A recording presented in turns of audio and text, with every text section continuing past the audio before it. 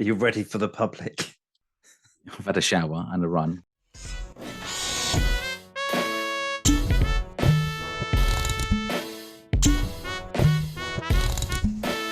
Honest to remote, yeah.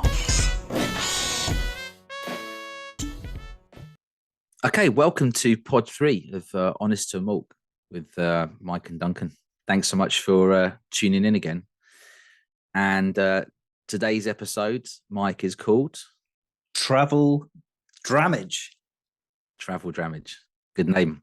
We think that so far, we didn't realize it, but each episode sounds a bit like an 80s or 90s action film, like a Jean-Claude Van Damme film. So what have we had so far? Chasing the Dragon. Maybe that's a bit more Bruce Lee. And then... And slightly drugs related, but we ignore that. Maybe. What was the second one? No Half Measures? Mm-hmm. Right, that could easily be a Jean-Claude Van Damme film. So we've gone with Travel Dramage. Yeah. I've seen like a big shootout in an airport with a, Jean-Claude armed only with a Bell's decanter kicking ass. Yeah, that's right. So we thought we'd start today with some people have been listening to the pod so far. Have been kind enough to send in they've been giving their feedback about the last one and their own stories. And, we're not going to lie and say we were inundated, but we've had some people. So one person was shared a really funny story. So we just wanted to read it out. So this is in reference to the last pod and maybe having to be a bit careful with whiskey around your other half. Right, Mike? Massively. So this one came in. It's anonymous, although I know the person that sent it, and they said they were happy for it to be shared. So here we go. I'll just do my own voice. Or are you just imagining what they sound like? No, I think that could be better.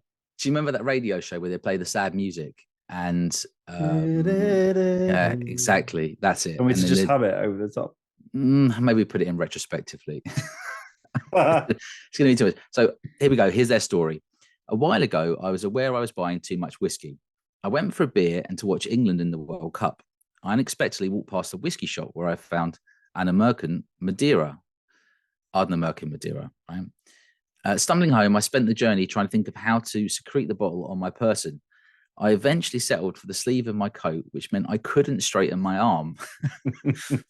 When I come home, my missus welcomed me with an embrace, but I could only return the hug with one arm. And when she picked up on it, I couldn't think of a sensible reason, and I just awkwardly disengaged and went to the bathroom to hide the bottle.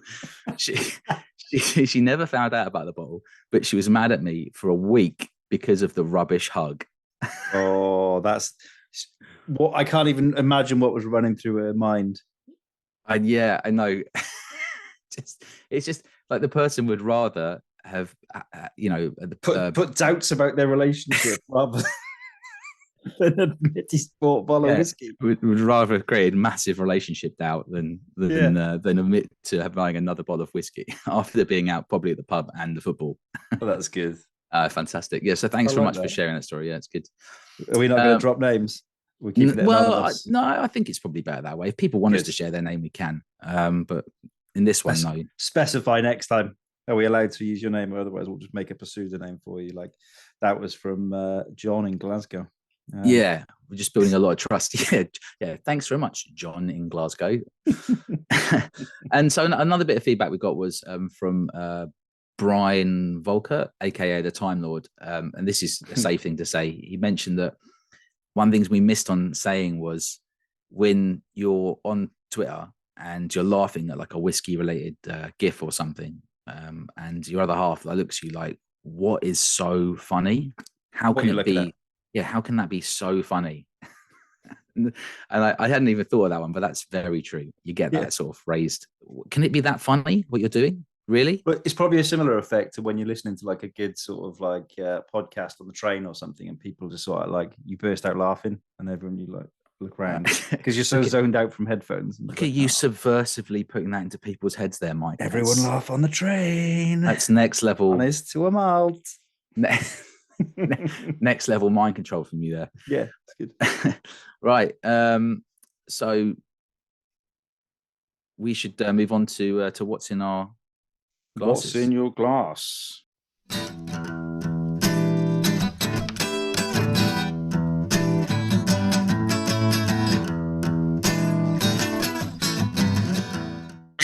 So now we come to what's in your glass and what have you been drinking this week? What have you got at the moment? What have you been drinking, Duncan? Well, we're going to Whiskey Live soon, very soon, a few days. And so I dug out a massive box of samples from Whiskey Live that I got from signing up to a magazine subscription, which was really bargainous. And you were horrified when you were looking at how many I'd got and I told you the price. I'm not horrified. I'm jealous. I should have told you. Yeah. So I've pulled out a Dingle single malt to have a wee bit of that. And then I've lined up a 15-year-old Scotia afterwards to remind myself of what it's about. What about you? I am on the Campbelltown Lock. That's So, nice. yeah, just still available in pretty much all good online retailers at a decent price. And you are getting great whiskey. It's at 46%. From I think it's 5 different distilleries or 5 different incarnations of whiskey from that region. Is that the 2022 one? Is that the second batch one? No, this is this year's, whatever that is. So yeah, so that's the second batch then. Yeah. Okay. What's it like? Really good. Yeah. I think it's got Hazelburn, Longrow, Springbank, Kilkerran, and what am I missing? Scotia, Glen Scotia. Yeah, really good value for money. Nice and smoky. Still got all that sort of like industrial oil, fisherman's boots, as I like to sort of say. Yeah, really, really good stuff. Yeah, that sounds really good. I'd love to try that actually. I'll have to hint. I will get you a sample over. Yeah, thanks for taking the hint. Yeah. And I was thinking about what else I've been drinking this week. Still Tamdy 15, massively getting into that. Had a bit of that with my father-in-law the other day. And I also opened up a bottle of Roe & Co, the bargain one that was on that extremely well-known retailer for £22-ish. Is this the one that you got me to then? Well, you got me drunk basically, and I went and bought my wedding. No, that was the single cask version. That was incredible. That when I sent you that link, that was just over £30 for a 13-year-old single cask strength. And that was the alligator cask one, which was insanely good. I wish I bought more bottles of that. It went down very, very well at the wedding. There were people doing shots of it, of 60% whiskey. I'm like trying to slow people down, but that was the one with like Jamaican rum cake in it, or what's that? Yeah, that it had wedding cake in it at the end. Jamaican gingerbread, and had loads of tropical fruits going on. That was an absolute banger. That yeah, bargain. I'm just talking about the standard 45% Roe & Co, and it is pretty good. It does have like some spice pears and lots of vanilla and creaminess in it, but it also, to be honest, has a bit of a soapy detergent note. So that's one of the ones you always get in in airport lounges as your sort of like whiskey of choice. And I don't know why, because it's decent, and I sort of think it's cheap and it's going to be rubbish. But yeah, no, it's all right. It's got a good ABV on it. But I usually have it at a pub after a pint of Guinness, or with a pint of Guinness, and so I haven't really ever sat down and just drunk it just on its own. And so it was. It's definitely drinkable, and it's totally worth low £20 ish because it's on offer. Would you say it's now officially a Bath whiskey then? If it's got that soapy note, you can just relax, chill. Yeah. That's a new category. And no, it's good. I don't want to disrespect it. It's a good whiskey. It just has that note. If you took that note out of it, then it would be excellent. It wouldn't be a Bath whiskey then. No, it wouldn't be a bubble bath whiskey. So I thought today obviously is about travel dramage, but I also thought it's quite topical to use Chat GPT at the moment. So I thought we'd put a bit of our own spin on it. So what I've done is I've asked Chat GPT to do some jokes in the style of well-known comedians. And I thought we'd take it in turns to read them, and we'll just see if they're any good. We've not read them yet. I've picked 6 comedians. I don't know how controversial it's going to be. So we're going to judge it based on how much they are like the comedian and whether the joke's funny. Bearing in mind, this is written by AI. So if you don't know about Chat GPT, it's a free function. You can pay for it, but it uses AI to answer your questions. And it's really only as good as the questions that you ask it. Right. So I asked it, write me a joke in the style of, and then listed a comedian. So should I kick one off and then you get the next one lined up? Yeah. Okay. So I'm going to start with Jimmy Carr. So these are all jokes about whiskey, just to be fair. So it wasn't given an easy task. So the first one, Joker in the style of Jimmy Carr. Here we go. I don't always drink whiskey, but when I do, I prefer it to be as old as the women I date, at least 18 years and full of character. That's what it came.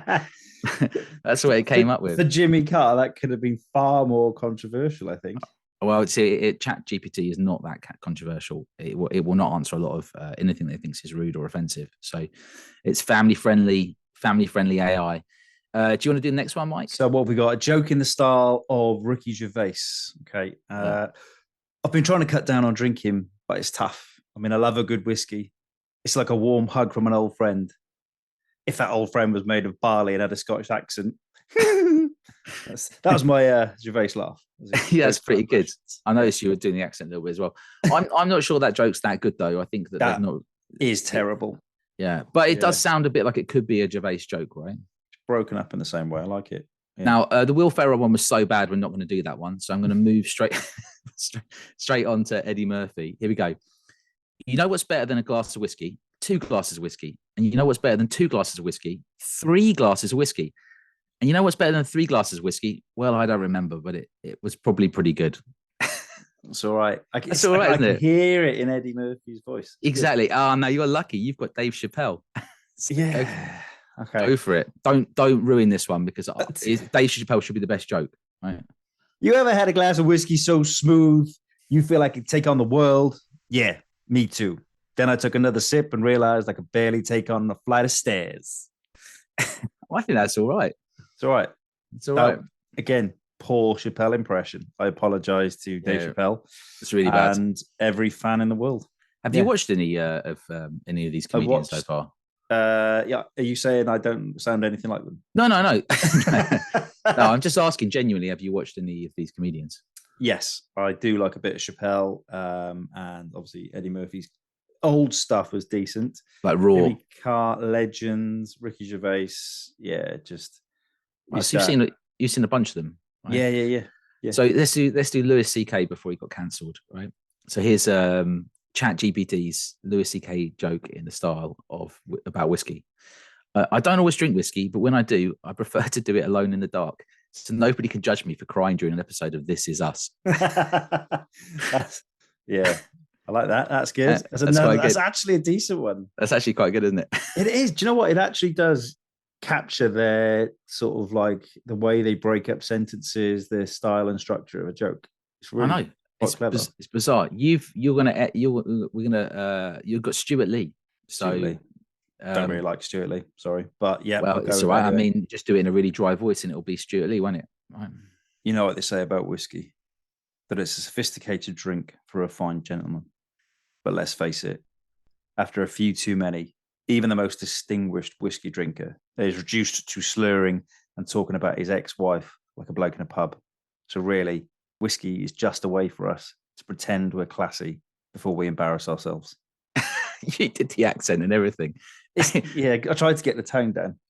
That is exactly like a Stuart Lee joke. Just goes on and on and on. It's like a shit. Well, some people really like him, but he's not one to use few words, is he? It's the opposite of and so we also asked it what was the funniest joke ever made about whiskey. So that, just to be clear, this is not what Mike and I think is the funniest joke ever made about whiskey. This is what AI thinks is the funniest joke ever made about whiskey. I've just read it. Why is whiskey like a wife? Because after you take the first shot, you're always looking for the next one. That's terrible. I feel like you want to get in trouble with your other half. No, I'm just saying that's what Chat GPT said. Chat GPT didn't say this is all Duncan.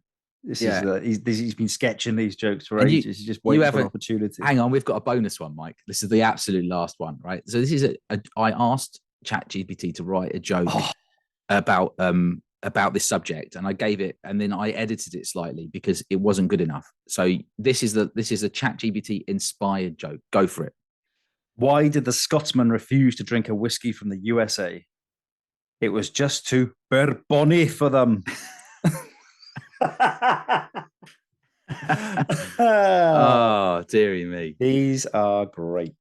There we go. Classics. Yeah, I had to edit that one to make it more of a joke. Yeah, it wasn't rude, but it was just too long. Like, we're probably asking a lot from AI there, right? You can never ask too much.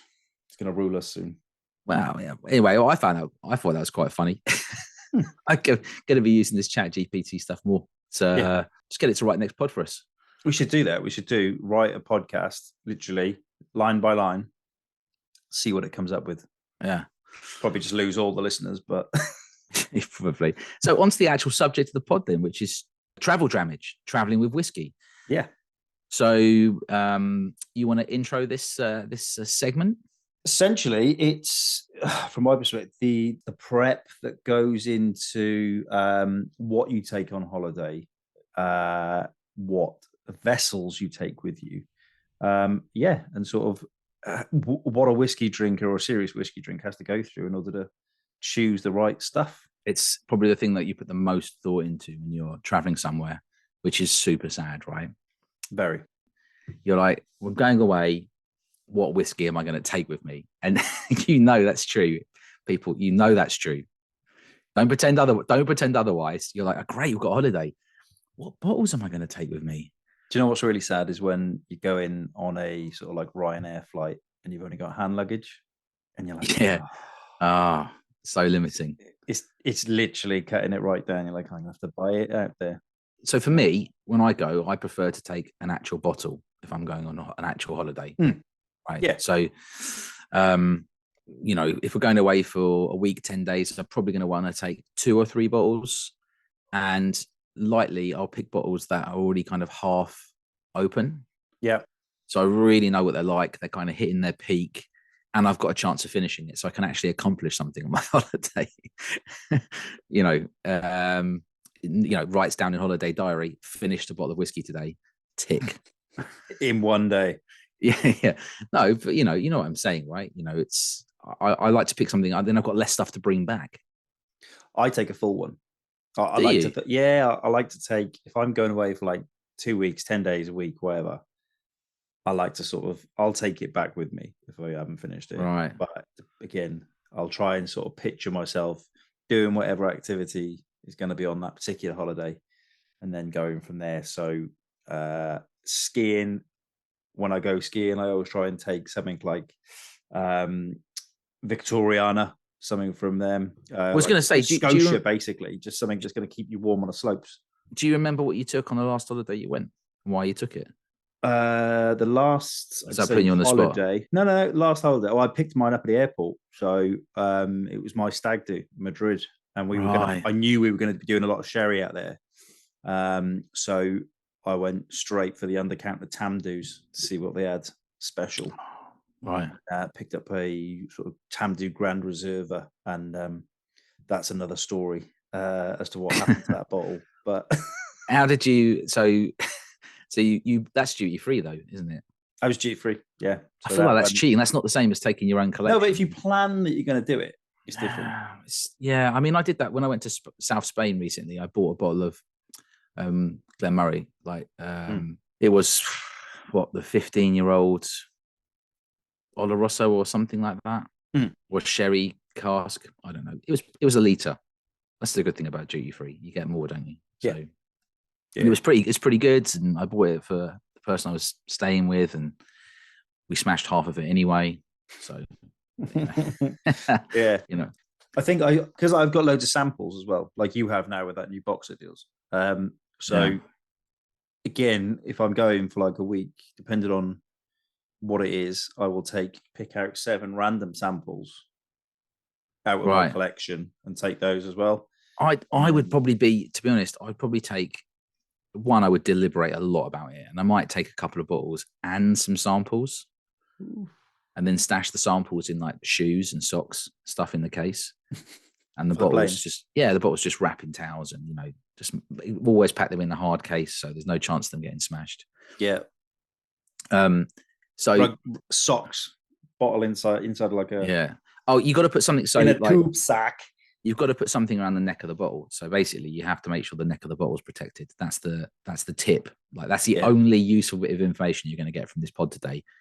Always wrap the neck of the bottle. You can have really creased clothes, but your whiskey will survive. Yeah. Yeah, there's probably another episode about bringing whiskey back that you've bought in duty free. I think that's probably a different one in your case, but especially if you're hungover or still drunk the next day and you've got to make a flight. I'm finding this this dingle, it's pretty good actually. I kind of get it somewhere. I know it's an Irish whiskey, but it kind of feels for me somewhere between an Irish and a Scottish whiskey in terms of profile. It's not fully in the Irish camp. It feels like it's 50-50. And I don't really know much about dingle. So that's how it tastes to me. Like somewhere between Whiskey the two. Live, I think we can probably change that. We'll go and have a little chat with Graham. Oh yeah, that'd be good. I've tried some of them. Obviously, I actually chatted to him last time. Yeah. Yeah. You were still on the Danish stand. Just I will be here all day. So is this sad? Would you consider taking glasses when you go on holiday? Yes. So that you could drink out something? Or would you just risk it and be like cool and rock and roll and be like, I'm drinking, an £80 single malt out of a really terrible tumbler? Doesn't really pick. Like, to me, I've got the Glencairn case. So it takes two glasses. So if I'm taking a decent bottle, I'll take that as well. That's fancy, Mike. You've got your own special glass case. Yeah, I don't take the crystal Glencairns. I leave them at home. Right. But and then I'll basically try and steal tumblers if they're nice from various venues. I feel like that's next level to me, like actually taking glasses with you. That's a whole episode in itself. Glasses. I just go for a white wine glass, and if I'm drinking something, fancy, and if I'm not, I just stick it in whatever's at the holiday place. Old-fashioned pint glasses, with the handles. One of those. It's got big open neck here. Good sense. Love it. You're actually not wrong. I was around with friends and drinking a bottle of 18-year-old Tennessee bourbon out of a tankard. Yeah, out of one of those half pint tankards. It was really good. It's basically just like a tumbler with a handle. It's perfect. Hashtag tumbler with a handle club. Yeah, tumbler with a handle club. Yeah. So I was thinking about so we went to Chroma a while ago, and I took 3 bottles with me, and I picked one bottle which was really an SMWS bottle, which I think was called Magical Curing or something, which I think was Cragganmore. And it was some magical cask work going on, about a 17-year-old. And so that was my sherried pick, or that was my more interesting pick. And then I took a bottle of Wee Mongrel 1 with me. Nice. And then I took a bourbon cask, Federcan.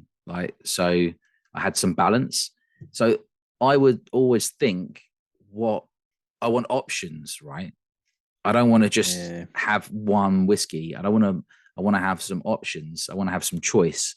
And also, sadly, I probably want to have something where I can take pictures and post it online these days, being truthful. That's the sad truth of it, isn't it? Right. Despite your hatred of Instagram, you still want to get those pics for the gram. Well, for the Twitter crew, definitely, yeah.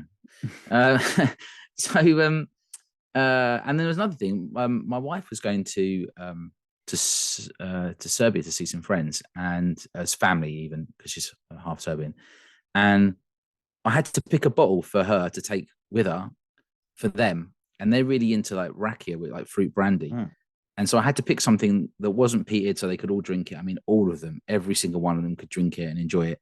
And in the end, I went for the Cotswold single malt at 46% because it's such a versatile whiskey, and they did absolutely love it, right? So when you have to pick a whiskey that you're taking for people that don't really drink whiskey, I think that also requires a lot of thought, right? Yeah. And especially, like you said, you can't just bowl up with the peatiest whiskey in the world. No. It's such a risk. And you kind of linked it to their region, which is good. Something they're going to have. Well, I had to take an English whiskey for them because they wanted to try something, because they're really into their wine. So, I was like, well, I'll take a whiskey from England. So, and then, something that obviously didn't cost a fortune in case to get smashed in transit. So I think £30 for Cotswold single malt to take over there. And they absolutely loved it. And they actually said they didn't feel like it was that far. Obviously it's whiskey, but it wasn't that much of a departure from them from good quality fruit brandy. Oh, nice. Because it's fruity. Yeah. Yeah. So you also got that element to it when you're going on holiday and maybe you're meeting some friends. You've got to take something. You've got to think about what they're gonna like. Yeah. And this ends up taking up so much of my time, like thinking about what I'm going to take. Like when I went to Spain, I stood in the duty free and I could have just picked up any bottle. And it's not really about price. You know, let's say the limit was £80, whatever. And I went to duty free once, had a look, walked to the line, then went back and spent. And I know most of them taste like, and I'm just standing there thinking about what's he going to like. It's man, we differ massively on that. I'm going in and going, what is something about 45 quid that is decent? Right. They don't know that much. I know it's going to taste all right. This is how we win people over to the whiskey world. You're just going to go for it. You're like get them in on those little cheeky 40 quid ones that are like good value. You know they're going to be good. Aaron 10. So anything from Aaron. You've applied my Christmas shopping strategy, my old school Christmas shopping strategy. Remember when you actually used to go to the shops, which is the rule of thumb was I had a 2 to 3 hour window to get everyone's shopping done. And in that time, I always find that the first present you see and you think that's a great present for Janice, whoever, just buy it. Because what happens is if you go to like 5 more shops and see 5 more possible options for Janice, you invariably end up going back to the first one you saw. Yeah. So I just used to like just get it done basically, and that's never failed me. So you're applying my own Christmas shopping to your in and out. Yeah, just get it done. Will they like this? Yes, done. Yeah, they will. Happy days.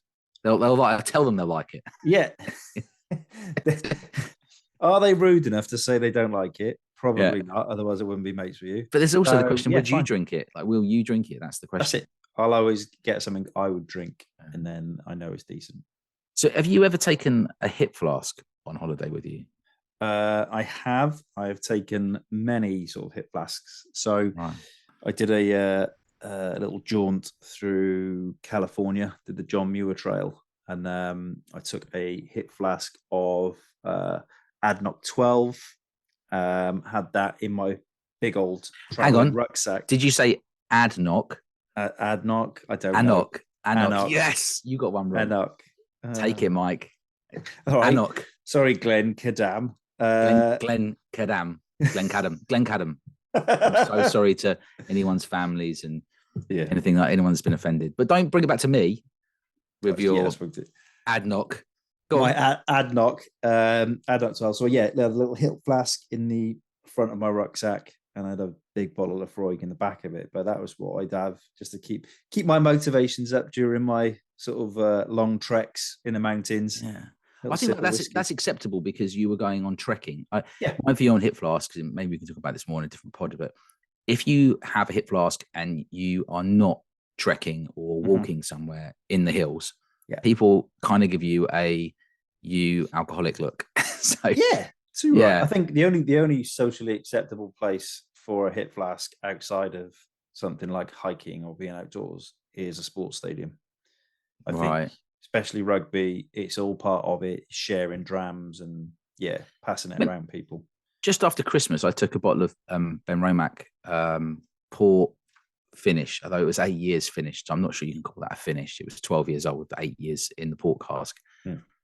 Another auction bargain. And I wanted some of my friends to try it, and we were going into Bury St Edmunds, which is where I kind of grew up for a bit anyway, on the train. So I took it, and on the way I didn't have any glasses, so I nipped into a Costa and picked up some of their espresso cups. Yeah, it really worked. And so I used the hip flask to obviously, to pour us all the largest possible whiskey, and they loved it. And then we drank it as we were walking from the train station to the first pub. That for me was, great post-Christmas meeting up with friends again. Friends I only see Mate, I've done that on a tweet tasting.